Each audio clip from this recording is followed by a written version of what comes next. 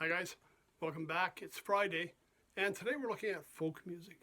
And we're looking at one of the iconic folk musicians in Canada and North America. It's Gordon Lightfoot. Now, what I'm going to look at today is not necessarily Gordon's early work or his later years. We're kind of in that mid-period. I'm going to say in the 1970s.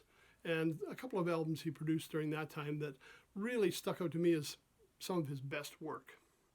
Now, when I was traveling back and forth, this was back or mid 70s, I ended up getting a couple of cassettes.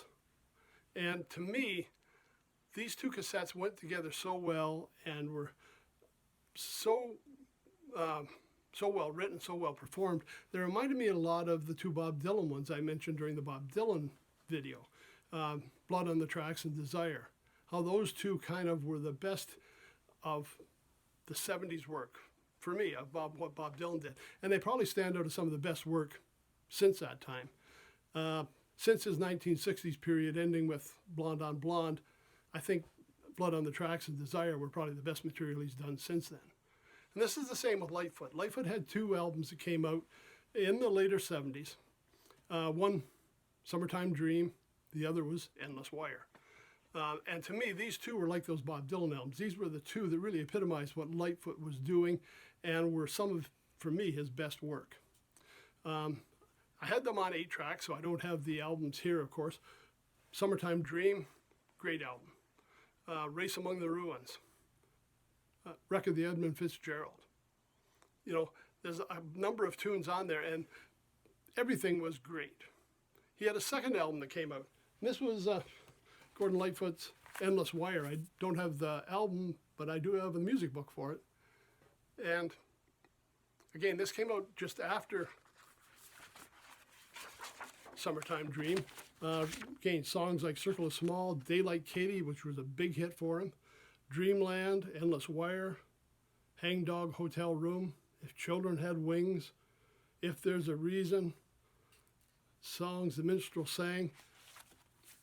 And this is the same. I mean, every song was a gem. Those two albums together were some of what I thought was some of the best work Lightfoot did. Now, just to kind of tie things up here, and I've been referring back to some older videos. There is a common thread running between this and a number of the previous shows we've had. The common denominator? Well, let's find out.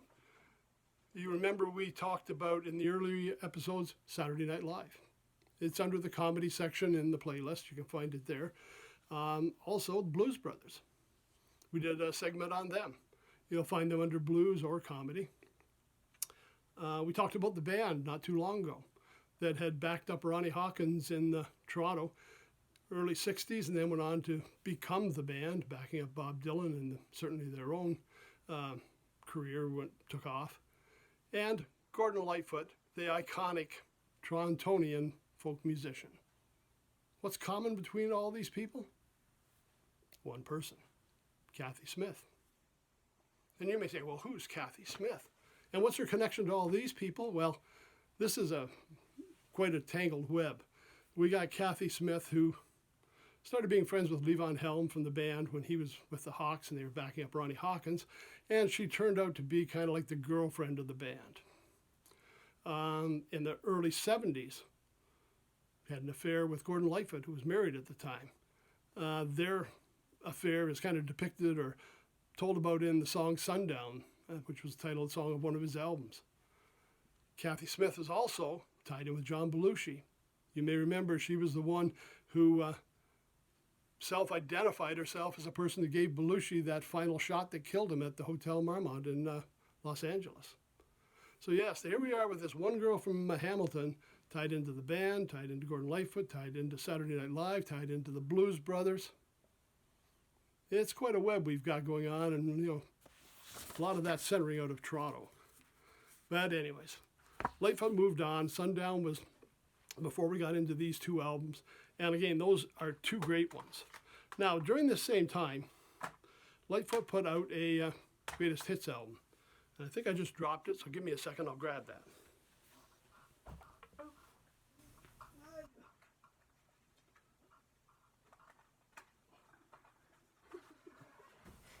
Oh boy, I tell you, getting down's not hard, but getting back up is a trick. And it was Gord's Gold too.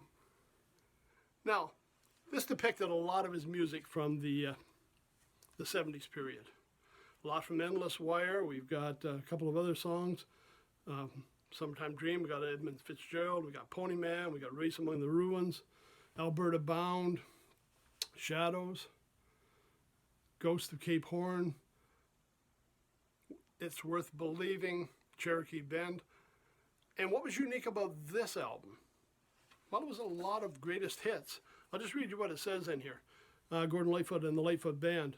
New basic tracks, new performances, and live vocals contained herein were recorded at Eastern Sound Studios, Toronto on May, June, and April of 1988. No remixes of earlier masters were attempted. So this just isn't a case of, stripping off some songs from other albums and throwing it together for a greatest hits package. They actually went into the studio and performed them all again just for this album. And that's kind of unheard of. I mean, once in a while you'll get people throwing in an odd extra song that, hadn't been released or something like that to kind of spark up a greatest hits album, but not Lightfoot. Lightfoot went in and re-recorded everything for a second time. And again, if you can get a hold of this one, I mean, Gord's Gold depicted the early years of Lightfoot. Gord's Gold 2, we're looking at the 70s period. Now, they said Lightfoot's Endless Wire was probably the turning point from when he started to fall from grace with the charts, and he wasn't getting as many hits, there was much airplay, but he's still gone on. I mean, in his 80s right now, he's still out performing live and writing and recording new albums. I mean, I'd seen him back during the Endless Wire period. I'd seen him again, I'm thinking it's not too many years ago, maybe 4 or 5 years ago, and yes, Lightfoot has aged a lot, but he's still out there giving it his all. So if you get a chance, check him out. There's really no bad Lightfoot albums, but for my taste, Summertime Dream, Endless Wire, 2 of the best. So if you get a chance, check them out. Okay, that's it for Friday, Gordon Lightfoot. And let's say it's been a long week. We're back in isolation. So everybody stay home, stay safe, and we'll see you on Monday. Thanks for stopping by.